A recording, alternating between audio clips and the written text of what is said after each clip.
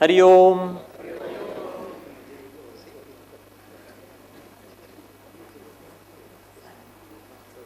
आजच्या कार्यक्रमासाठी उपस्थित असलेले बंधू भगिनी आणि माझ्याबरोबर व्यासपीठावरती बसलेले सगळ्या माननीय आदरणीय सगळी व्यक्तिमत्व, Jintoorkar sir, Chandrakantji Malpani sir, Nandkishorji Malpani sir, Rasdeep Singhji Chawla sir, Jagdishji Sarda sir आणि संजयजी मंत्री सर आणि जमलेले सगळे बंधू भगिनी, आज मला इथं आपण सगळ्यांनी बोलवलं आहे आणि एवढ्या मोठ्या संख्येने आपण सगळे उपस्थित राहिलेला आहात त्याबद्दल मला थोडंसं जरा आपल्या सगळ्यांचे आभार व्यक्त करायचे आहेत. एक चांगली संवेदना आपल्याला मी आपल्यासमोर ठेवतो आणि माझ्या विषयाला सुरुवात करतो. खरं आनंद हा विषय आपल्या सगळ्यांसाठी फार महत्त्वाचा शब्द आहे. कारण आपलं जीवन म्हणजे आनंद, असंच हे समीकरण आहे. जे काही आपण आपल्या आयुष्यात करत असतो, प्रत्येक गोष्ट ही आपण केवळ फक्त आनंदासाठी करतो. जेवण करतो ते देखील आनंदासाठी असतं, झोपतो ते देखील आनंदासाठी आहे. आपण नातेसंबंध जोडतो, हे नातेसंबंध सुद्धा त्याच्यातनं आनंद मिळतो म्हणून जोडतो. सगळ्यांना पैसा तर लागतोच, पण त्या पैसा आपल्याला का आवश्यक वाटतो? कारण त्या पैशातनं आपल्याला आनंद निर्माण करता येतो. त्याच्यामुळे खरं तर आनंद हेच आपल्या आयुष्याचं ध्येय आहे. आपण जॉब करतो, जॉब कशासाठी करतो? तर जॉब मधनं आपल्याला काहीतरी आनंद मिळतो, वर्क सॅटिस्फॅक्शन आपण असं म्हणतो. विद्यार्थी खूप आहेत इथं. प्रत्येक विद्यार्थी ठरवतो की नाही, मला आता इंजिनिअरिंगला जायचंय, मला मेडिकलला जायचंय, मला CA व्हायचंय, मला आर्टिस्ट व्हायचंय, कारण त्याला त्या क्षेत्रामध्ये आनंद मिळतो. एखादा म्हणतो मला क्रीडा क्षेत्रात जायचंय, मला खेळाडू व्हायचंय. कशासाठी? ते पण मला आनंदासाठीच करायचंय. म्हणजे मी जे करतो आयुष्यात ती प्रत्येक गोष्ट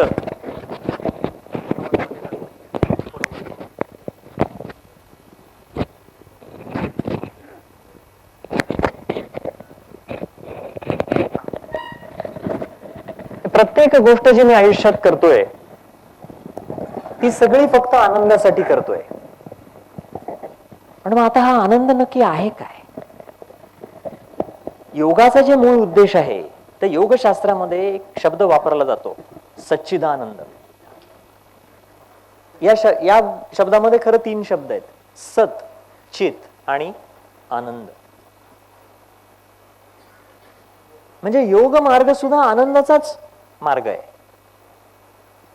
पण मग आता म्हणाल की योगातला आनंद वेगळा आहे का? माझ्या रोजच्या जीवनात मला मिळतो तो आनंद वेगळा आहे का? जेवणातनं जो आनंद मिळतो तो वेगळा आहे का? एखादा छान गोड पदार्थ घरी केलेला आहे, त्याच्यातनं आनंद मिळतो तो वेगळा आहे का? नातेसंबंधातनं आनंद मिळतो तो वेगळा आहे का?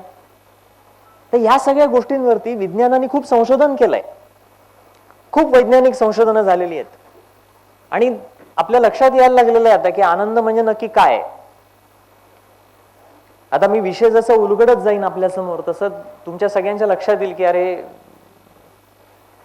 या सगळ्या गोष्टी माझ्या रोजच्या जीवनातल्या आहेत. तसा विषय, वैज्ञानिक विषय जरा थोडा अवघड आहे. म्हणजे मेंदूचं संबंध येतो, कारण आनंद म्हणजे कुठे आपण मोजतो, कुठे तो मेंदूत मोजतो. मेंदूत कसा मोजतात? तर मेंदूमध्ये काही वेगवेगळ्या प्रकारचे केमिकल्स असतात, ज्याला न्यूरो ट्रान्समिटर्स असं म्हणतात. शब्द विसरून गेलात तरी चालेल, अजिबात लक्षात ठेवायची आवश्यकता नाही. कारण असे अवघड शब्द वापरले ना तर पटकन झोप यायला लागते. तर हे शब्द आपण काढून टाकू. तर आपल्या मेंदूमध्ये काही द्रव्य तयार होतात.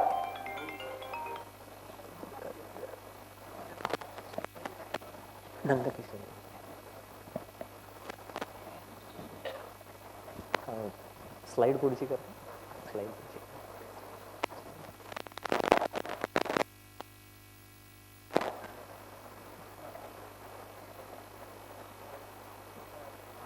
खरं ह्याच्याही पुढची चालेल. आता हे मेंदूतली जी काही केमिकल्स असतात ज्याला न्यूरो ट्रान्समीटर म्हणलं जातं, तर ही केमिकल्स आनंदाची निर्मिती करतात असं संशोधन सांगतं. आपल्याला असं वाटतं की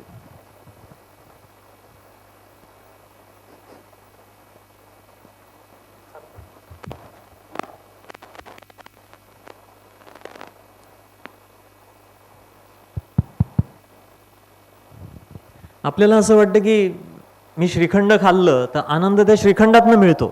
तसं नाहीये. श्रीखंड खाल्लं की मेंदूत एक केमिकल तयार होतं आणि त्या केमिकलमुळे आपल्याला आनंद होतो. आता हे केमिकल जर का बाहेरून दिलं गेलं तर श्रीखंडाची गरज आहे का? तर नाही असं संशोधन झालेलं आहे.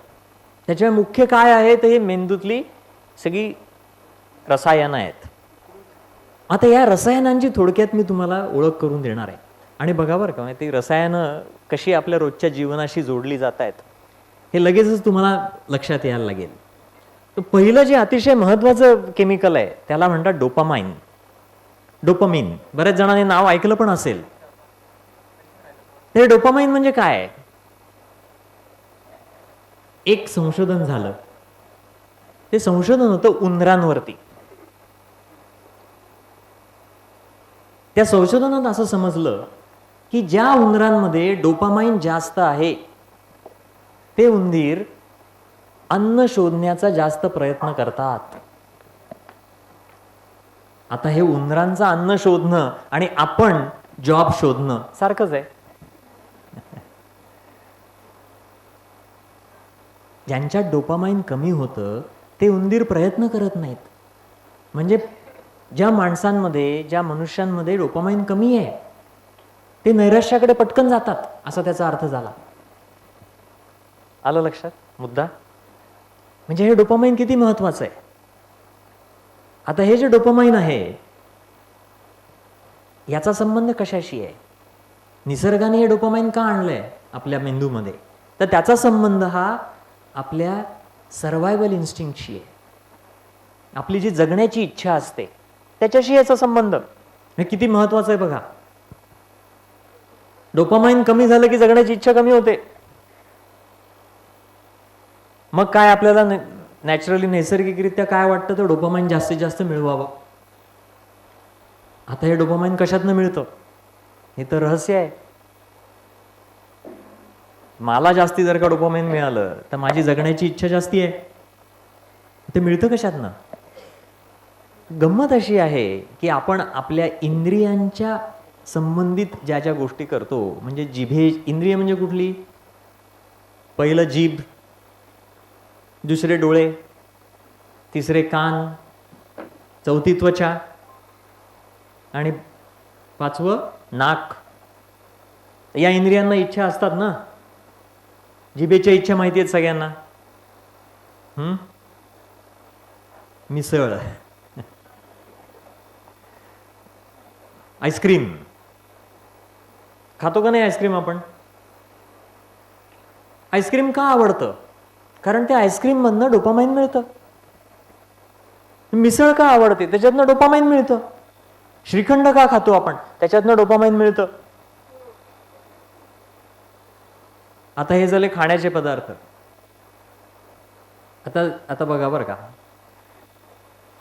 त्या डोपामाइनसाठी आपण पदार्थांकडे आकर्षित होतो आणि मग ते डोपामाइन आपल्याला जास्त पाहिजे असतं. मग काय होतं? जास्त जास्त खायला लागतो. आता आली का अडचण लक्षात? डोपामाइन एकीकडे चांगलं आहे पण दुसरीकडे गडबड करता येते आपल्या शरीरामध्ये. आता फक्त ते खाण्यामधनं मिळतं असं नाही. डोळे म्हणजे आपल्याला जे छान बघायला आवडतं त्याचाही संबंध डोपामाइनशी आहे. कपडे, नवीन नवीन कपडे घालायला सगळ्यांना आवडतात ना. विद्यार्थी सगळ्यांना आवडतात का. बजेट असतं का आपलं नवीन कपड्यांचं दर महिन्याचं बजेट. ते नवीन कपड्यांना आकर्षित आपण का होतो त्याचं कारण असं आहे की त्याच्यातनं आपल्याला डोपामाइन मिळतं. आता हेच डोपामाइन पुढे जातं आणि शॉपिंगसाठी आपण जेव्हा जातो, आणि शॉपिंगचा आजकाल फार वेळ आहे सगळ्यांना. उठले की चालले शॉपिंगला, नाही तर ऑनलाईन शॉपिंग, ॲमेझॉन, फ्लिपकार्ट. एखादा नवीन गोष्ट आपण विकत घेतली की आनंद होतो. तो कशाचा आनंद आहे? तो डोपामाइनचा आनंद आहे. आता बघा, आपण संगीत ऐकतो, संगीतातनं डोपामाइन मिळतं आपल्याला, म्हणून संगीताशी आपण जोडले जातो. आपण एखादं सुंदर चित्र काढतो, चित्र बघतो, त्याचा संबंध डोपामाइनशी आहे. नवीन कपडे घातल्यावरती सगळ्यांना आनंद होतो का? मी एक अगदी प्रामाणिकपणे विचारू का आपल्या सगळ्यांना? बघा बरं का, नीट विचार करा या गोष्टीचा. मी नवीन कपडे विकत घेतो आणि ते नवीन कपडे घालतो, आणि ते घातल्यानंतर मी समोर माझ्या ओळखीच्या सगळ्या मंडळींसमोर जातो, आणि ते त्यांच्या समोर गेल्यानंतर ते मला म्हणतात, अरे आज काय छान दिसतोयस तू. मी म्हणतो थँक्यू. या वाक्याचा खरा त्यांनी जो सांगितलेलं आहे मला की तू आज छान दिसतोयस, याचा खरा अर्थ काय? विचार केलाय कधी याच्यावर? याचा खरा अर्थ असा आहे की अरे आज तू हे जरा नवीन कपडे घातलेस म्हणून तू जरा बरा दिसतोयस. म्हणजे खरं तर मला राग यायला पाहिजे. अरे म्हणजे मी काल साधे कपडे घातले होते तेव्हा काय बरा दिसत नव्हतो का? तो राग तर विसरून जातो मी आणि त्याला म्हणतो थँक्यू. थँक्यू यार. अरे तर गडबड आहे ना. पण तरीही मला त्या नवीन कपड्यांचं आकर्षण वाटतं, कारण त्यातनं मला डोपामाइन मिळतं. मग तुम्ही म्हणाल की मिळू द्या ना, चांगली गोष्ट आहे ना. अरे पण तिथं अडचण निर्माण होते. त्याच्यासाठी एक संशोधन झालं.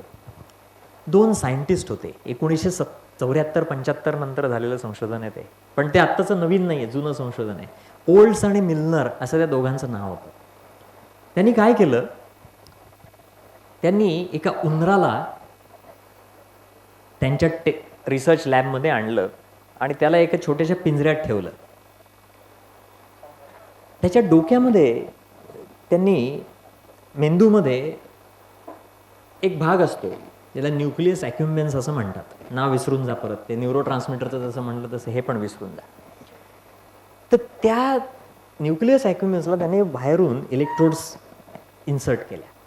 आता ते इलेक्ट्रोड इन्सर्ट झाल्यानंतर तो काही उंदीर मेला नाही, कारण ते काही असं धोकादायक काही नव्हतं त्यांनी केलेलं. तो उंदीर जिवंत होता, व्यवस्थित होता. त्या इलेक्ट्रोडला त्यांनी बॅटरी जोडली होती बाहेर, आणि त्याची रचना त्यांनी अशी केली होती की एक वायर बॅटरीची त्या इलेक्ट्रोडला आणि दुसरी वायर त्यांनी जोडली होती एका स्विचला, जो स्विच त्या पिंजऱ्यामध्ये होता. म्हणजे अरेंजमेंट अशी होती, त्याची योजना अशी होती की तो उंदीर जर का त्या स्विचवरती त्याचा पाय पडला तर ते सर्किट पूर्ण होईल आणि त्याच्या मेंदूमध्ये डोपामाइन येईल, फक्त बटनावर पाय ठेवल्यानंतर. आता त्या उंदराला काही माहीत नव्हतं आधी हे काय केलेलं आहे यांनी. तो त्याला त्या पिंजऱ्यात सोडलं, तो हिंडायला लागला. आता हिंडता चुकून त्याचा पाय त्या बटनावर पडला. काय झालं? त्याला डोपामाइन मिळालं.